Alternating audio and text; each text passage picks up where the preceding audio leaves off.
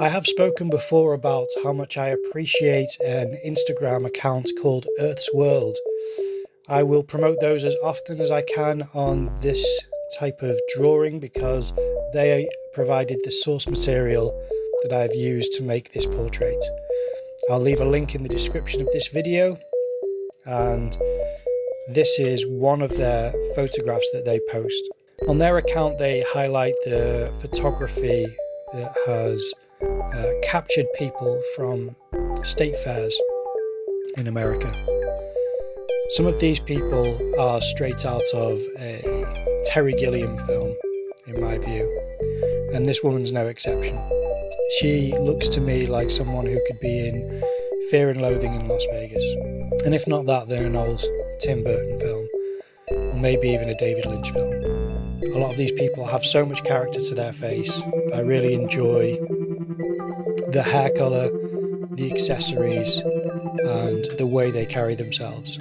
So it was exciting for me to try to capture a likeness for this woman and several of the people who are on that account.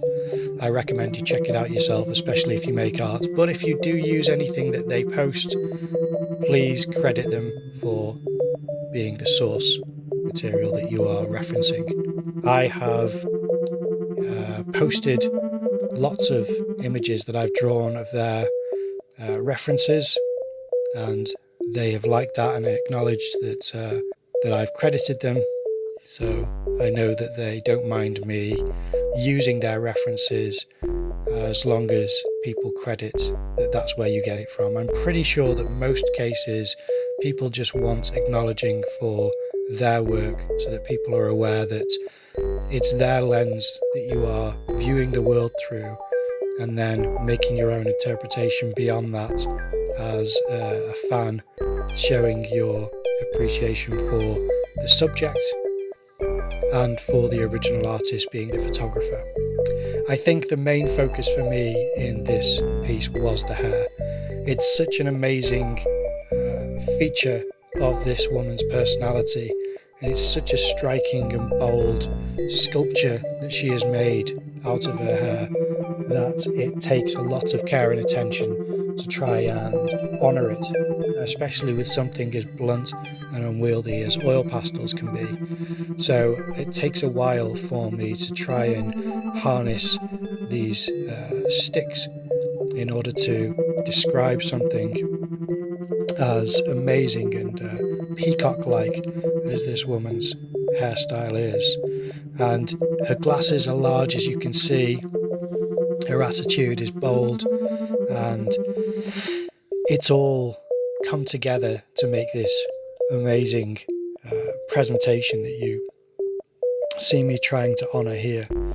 And I struggle to describe her simply because it takes so much colour to try and get down something which can truly capture her personality that screams through the photograph that I saw.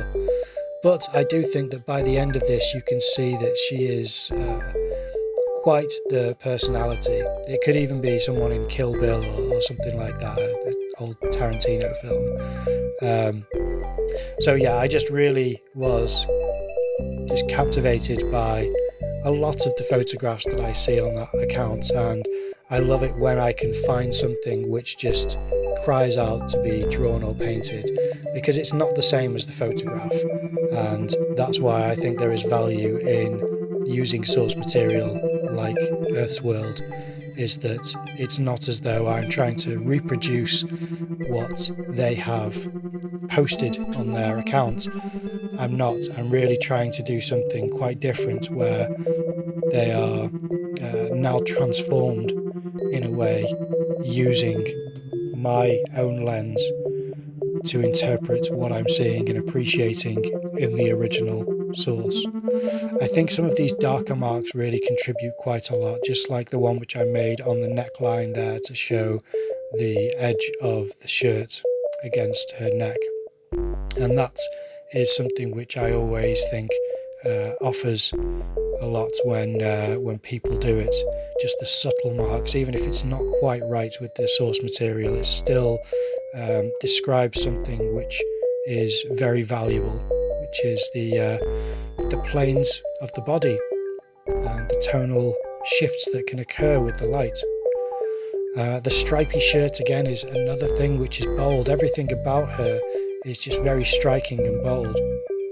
A red and white striped shirt, very large glasses, hugely full of character, very Hollywood almost type of stardom, and then this huge hair that is sculpted and is incredible in its own way. And then she just has this kind of air of coolness to her. She has this attitude which I think does belong on cinema.